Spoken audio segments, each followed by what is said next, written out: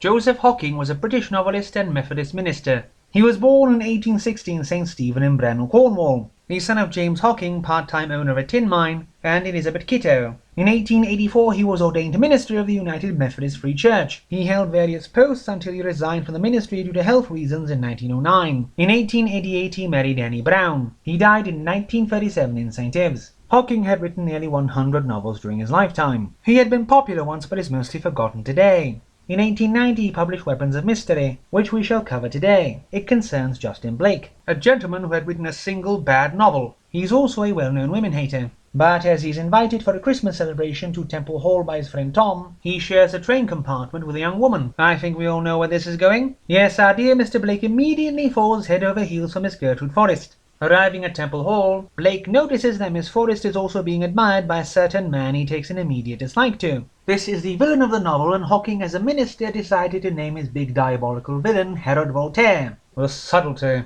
The man is accompanied by his associate, an Egyptian named Kafar. Voltaire observes Miss Forrest, but she despises him. Blake then overhears him talking to Kafar about how he must win her for his wife to get at her fortune. During the party, Voltaire starts talking about his experiences in Egypt, and of his having come to know an old mystic, and how he was present for the man summoning the ghost of his daughter into an embalmed corpse. This is about as weird as the whole thing gets, as we never get anything of this sort again. Instead we have Voltaire mesmerizing Blake, and using this as a way to make him stay away from Miss Forrest, so Voltaire can win her, saying that he is willing to drag Blake through the gutter and make his life hell before he has him cast down in disgrace. He does nothing of the sort. Despite the build-up here, Voltaire never even succeeds in preventing Blake from meeting Miss Forrest alone and confessing his love to her. Voltaire just doesn't stop him from doing this because the most he does is have someone dress as a ghost with the vague idea of pinning this on Blake. It's never really dwelt on, beyond Voltaire's helper, Miss Staggles, a companion of Miss Forrest, hiding the ghost costume in Blake's room.